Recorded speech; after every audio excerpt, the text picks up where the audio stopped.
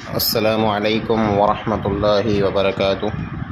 इन्नल हम्दुलिल्लाहि रब्बिल आलमीन वस्सलातु वस्सलामु अला रसूलिहिल करीम अम्मा बाद। अऊज़ु बिल्लाहि मिनश शैतानिर रजीम बिस्मिल्लाहिर रहमानिर रहीम।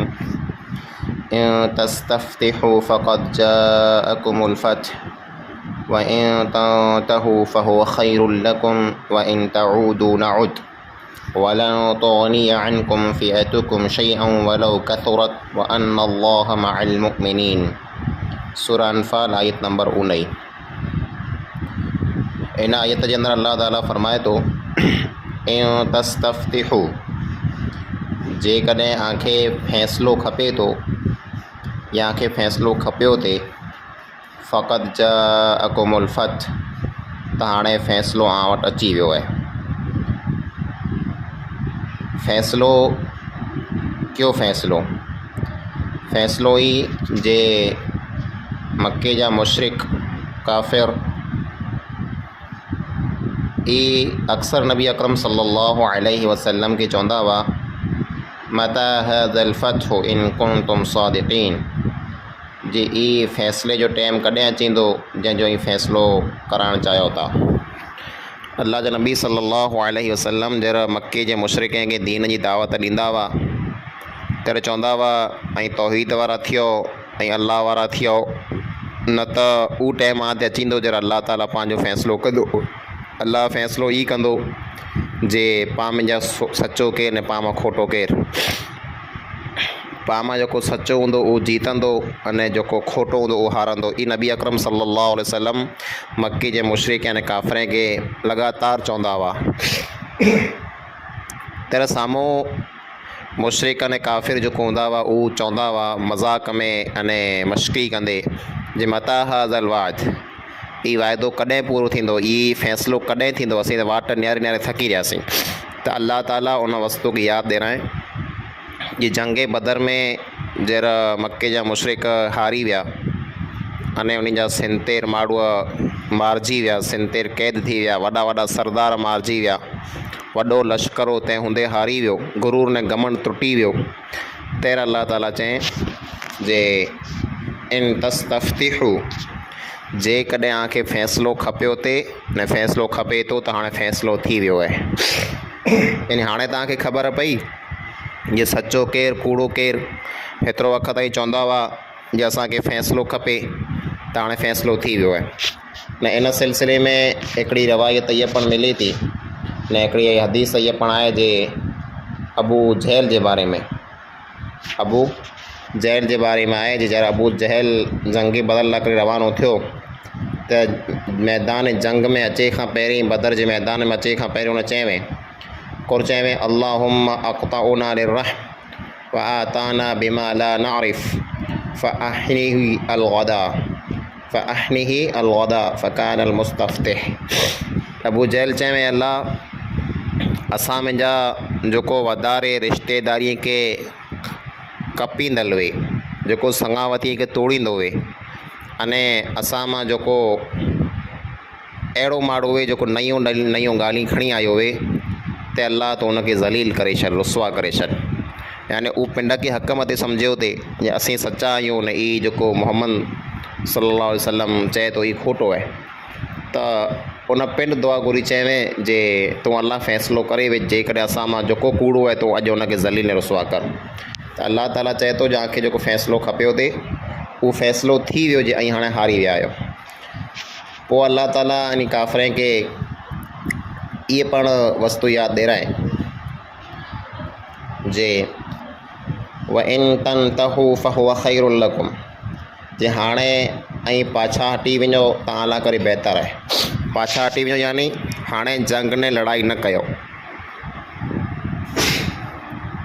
हाणे मुसलमान खे न सतायो, मुसलमान खे हाणे ॾुख न ॾियो, न हाणे जंग लाइ करे न चओ त इहा लाइ करे बहितर आहे।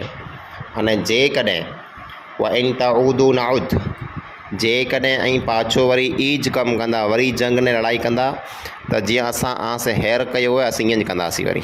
अल्लाह ताला इन खे चए थो जे हाणे ऐं जंग मां लड़ाईअ मां हथ कढी लाहियो त आला करे बहितर आहे। अने जेकॾहिं ऐं वरी हमिलो करे मुसलमान मथे अचींदा, मुसलमान खे हाराए लाइ करे, त ऐं वरी ॿिए फेरा हारंदा असीं तव्हांखे वरी हाराईंदासीं। वलन तुगनी अनकुम फिअतुकुम शैअन वलौ कसुरत, अने आंजी जमात गमे एतिरी वॾी वे इहा जमात तव्हांखे कम की न चईंदी। इहे काफ़िरे खे अल्लाह ताला चए जे मुसलमान खे हाराइण लाइ करे परेशान करण लाइ करे ऐं सम्झो जे असीं वॾी जमात खणी हींअर 1000 लश्कर खणी वियासीं त ॿिए फेरा 2000 खणी वेंदासीं, 3000 खणी हाराईंदासीं। त अल्लाह चए थो इहा जी ग़लति फ़हमी आहे, इहा जी भुल आहे। ऐं जेकॾहिं हाणे जंग मां लड़ाईअ मां हथ कढी लाहियो त आम पिंड लाइ करे ख़ासो आहे जे हार खां बची वेंदा अने माड़ो माराए खां बची वेंदा। न जेकॾहिं वरी हमिलो कंदा त नतीजो ई निकिरंदो जे तव्हांखे वरी हारणो पवंदो, जीती ऐं कॾहिं गिने सघंदा। तंहिंजो कारण गुरू आहे व अन अल्लाह मअल मुमिनीन, बेशक अल्लाह ताला मोमिने बिरो आहे, अल्लाह ईमान वारे बिरो आहे। त जंहिं बिरो अल्लाह ताला वे हुनखे को हाराए नथो सघे। एतिरे काफ़िरे खे अल्लाह ताला चए जे ऐं हाणे जंग मां लड़ाईअ मां हथ कढो त अञा करे बहितर। पोइ अल्लाह ताला फरमाए थो या अय्युहल्लज़ीन आमनू अतीउल्लाह व रसूला, ऐं ईमान वारा ऐं अल्लाह जी अने अल्लाह जे रसूल सल्लल्लाहु अलैहि वसल्लम जी इताअत कयो। वला तवल्लौ अन्हु व अंतुम तस्मऊन, अने ऐं मोह फेरे भॼो न, ऐं मोह फेरे भॼो न इन हालत में जे ऐं सुणो पिया। हिते अल्लाह ताला काफ़िरे खे ख़बरदार कयं जे ऐं जंग करणु अचींदा त वरी हारंदा। पुठियां अल्लाह ताला ईमान वारे खे चएं जे ऐं अल्लाह जे रसूल सल्लल्लाहु अलैहि वसल्लम जी ॻाल्हि मञो ऐं अल्लाह जे नबी सल्लल्लाहु अलैहि वसल्लम जी इताअत कयो ऐं जंग जीती वञो ऐं फ़तहयाब थी वञो ऐं अॻियां निकिरी वञो त हुनजो मतिलबु ई न आहे जे ऐं पिंड जी मनमानी कयो, बल्कि हर हाल में मथे फ़र्ज़ु आहे जंहिं रसूल अकरम सल्लल्लाहु अलैहि वसल्लम जी इताअत कयो। अने जंहिं पण इंसान अल्लाह जे रसूल सल्लल्लाहु अलैहि वसल्लम जी इताअत कई उन अल्लाह ताला जी इताअत कई। अल्लाह जे नबी सल्लल्लाहु अलैहि वसल्लम फरमायो मन अताअनी फ़क़द अतल्लाह, मन अताअनी फ़क़द अता अल्लाह, जंहिं इंसान मुंहिंजी इताअत कई त सम्झी रहियो उन अल्लाह ताला जी इताअत कई। ने अल्लाह ताला फरमाए थो जे ऐं इन हालत में मोह फेरे पुठि ॾेखारे न भॼो जे ऐं अल्लाह जा हुकुम सुणो पिया। त इन जो ई मतिलबु न आहे जे हिकिड़ो इंसान न सुणंदो हुए त भले पुठि ॾेखारे भॼी वञे, या जंहिं वक़्त में सुणे उन वक़्त में पुठि ॾेखारे न भॼे, पुठियां भले हलियो वञे। त ई मतिलबु इन जो ई आहे जे ऐं हर हाल में अल्लाह रब्बुल आलमीन जी ॻाल्हि मञो, अने जेका पण ॻाल्हि ऐं सुणो उन मथे अमल कयो। कुला असल अमल आहे जेको इंसान जेको सुणे थो अने अमल नथो करे त उनखे पुछणो थींदो। अल्लाह ताला अल्लाह जे नबी अकरम सल्लल्लाहु अलैहि वसल्लम को फरमायो ला तज़ूलु क़दम इब्न आदम मिन इंदि रब्बिही यौमल क़ियामति हत्ता युसअलु अन ख़म्स, जे क़यामत जो ॾींहुं इंसान जेको आहे अल्लाह रब्बुल आलमीन जे दरबार में हाज़िर थींदो त जेसि ताईं 5 वस्तुनि जो जवाबु न ॾेई लाहे तेसि अल्लाह वटां उहो परों हटी न सघंदो। पहिरीं 5 सवालनि जो जवाबु ॾियणो पवंदो। अन उमुरिही फ़ीमा अफ़ना, पहलो सवाल थींदो जो उमिरि जे बारे में, उमिरि किथे विञाए, सॼी ॼमार किथे फिटाए। वान शबाबिही फ़ीमा अबला, जवानी जे बारे में, जवानी जी ॼमार तो किथे बर्बादु कए। ऐं पोइ सवाल थींदो अन मालिही मिन ऐन इक्तसबहु व फ़ीमा अनफ़क़, माल मिल्कत पैसे जे बारे में, पैसा तो वटि हुआ, हे पैसा तो क्यानो कमाए न किथे ख़र्चो कनि। 5 सवाल थींदो माज़ा अमीर फ़ीमा आलिम, तो जेकी पण इल्मु हासिलु कए थो, जेकी सोए सिखे उन मथे अमल केतिरो कए। त इंसान जेकी सुणे थो इंसान मथे फ़र्ज़ु आहे जे इंसान जेको आहे उन मथे अमल करे। त सुणे जा 3 दर्जा वेंदा। पहिलो त ई आहे जेको इंसान सुणे, गौर सां सुणे, अने ॿियो दर्जो ई आहे जो उनखे सम्झे, जेको सोए उन वस्तु खे सम्झे। टियों दर्जो ई जे इंसान जेको आहे उन मथे अमल करे। पोइ अल्लाह फरमाए वला तकूनु कल्लज़ीन क़ालू समिअना वहुम ला यस्मऊन, ऐं उन माण्हुनि जहिड़ा न थी जा जंहिं चयो जो असां सुणी गिरे ॻाल्हि पर उहो सुणे नथा हक़ीक़त में।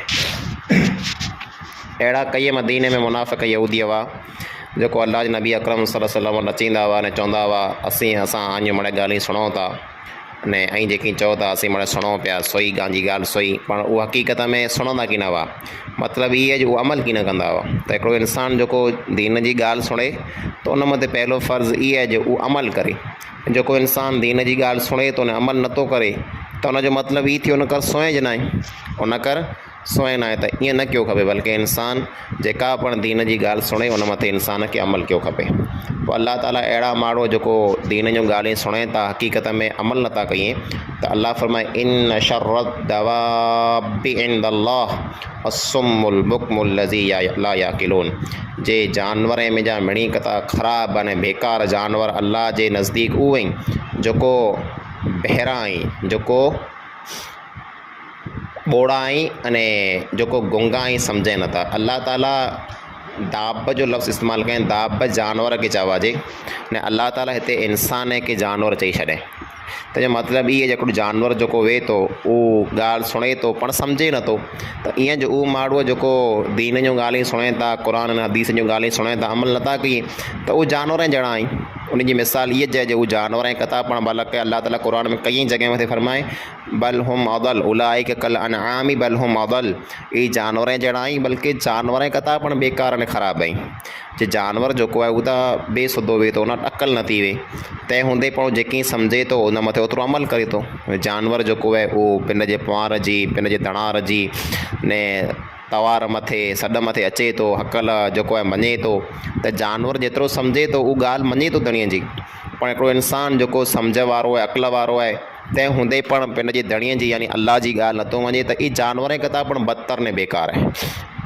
त हिते अल्लाह ताला ॻाल्हि कयईं जे जेको इंसानु अल्लाह रब्बुल आलमीन जी दीन जी ॻाल्हि न सुणे त उहो जानवरनि जहिड़ो आहे, अमल न करे त पहिरीं अल्लाह फरमाए जे उहो ॿोड़ा आहे कुला पहिरीं इंसानु सुणे थो, पोइ गुंगा पणे कुला दीन जी जेको इंसानु ॻाल्हि सुणे त उन मथे फ़र्ज़ु आहे ॿिए वटि पुॼाए, ने जेको सुणे थो ठाहे बनाए सुणे पण नथो अने पोइ ॿिए वटि पुॼाए पण नथो, त अल्लाह फरमाए इन वटि अक़ल चवंदा आहिनि, ई बेसुधा आहे, इन खे सम्झंदा आहिनि कंहिं ॻाल्हि जी जे कई वस्तु असां लाइ करे बहितर ने भली आहे। अल्लाह ताला अगली आयत में फरमाए थो वलौ अलिम अल्लाहु फ़ीहिम ख़ैरन लअस्मअहुम। जे अल्लाह ताला इन में को ख़ैर ॾिसे त अल्लाह ताला इन खे सुणाए, वलौ अस्मअहुम लतवल्लौ वहुम मुरिज़ून। ऐं जेकॾहिं अल्लाह इन खे इहा दीन जी ॻाल्हि सुणाए पण छॾे त पण ई पुठि ॾेखारे भॼंदा, कॾहिं ॻाल्हि मञंदा की न। त यानी इन माण्हूअ में को ख़ैर आहे ज न। ये काफ़िर मुशरिक यहूदी मुनाफ़िक जेकी पण रहिया इन खे दीन जी ॻाल्हि गमे एतिरी सुणायो, ई अमल करे वारा आहिनि। जेकॾहिं इन में को ख़ैर ने भलाई हुए, ई अमल करे वारा हुए त अल्लाह रब्बुल आलमीन इन खे सुणाए न, ई इन मथे अमल कई पण अमल इन खे ना ई करिणो एतिरे अल्लाह ताला इन खे सुणाइजे नथो, इन में को ख़ैर ने भलाई आहे पण न। त इन जो मतिलबु इहो आहे जे इंसानु पिंड जो ॾोह वेहे थो। जेकॾहिं इंसानु पिन सुणणु चाहे न अमल करणु चाहे त अल्लाह ताला ज़रूरु सुणाए थो। अल्लाह फरमाए वल्लज़ीन जाहदू फ़ीना लनहदियन्नहुम सुबुलना। जेको पण इंसानु असांजे रस्ते में कोशिशि कंदा असीं उन खे रस्तो ॾेखारींदासीं। त इहे इंसानु पिंड मथे आहे। इंसानु जेकॾहिं हिदायत वारो बनणु चाहे थो त इंसानु पिंड कोशिशि करे अल्लाह ताला ज़रूरु हिदायत ॾींदो। अॼु माण्हू चए पिया जे भई अल्लाह हिदायत कंदो, हिदायत नथी मिले, त अल्लाह जो कंहिंसे खार न आहे जे अल्लाह ताला हिदायत न ॾे। अल्लाह हिदायत ॾींदो पण इंसानु पहिरीं पिंड तयारु थिए हिदायत क़बूल करे ला करे। त माण्हूअ में जेकॾहिं ख़ैर ने भलाई हुए, ख़ासो इरादो हुए, ख़ासी नियत हुए त उन इंसान खे अल्लाह रब्बुल आलमीन ज़रूरु सिधो रस्तो ॾेखारे थो। पण जेको माण्हू जंहिंमें ख़ैर ने भलाई आहे न, ख़ासो इरादो आहे न, उन खे जेकॾहिं दीन जी ॻाल्हि सुणायूं त पण उहो पुठि ॾेखारे भॼंदा, मञंदा की न, त इन माण्हू में को ख़ैर ने भलाई न आहे। अल्लाह ताला खां दुआ आहे अल्लाह ताला पाण मिणी खे अमल करी तौफ़ीक़ अता फ़रमाए। आमीन। अस्सलामु अलैकुम वरहमतुल्लाहि वबरकातुहू।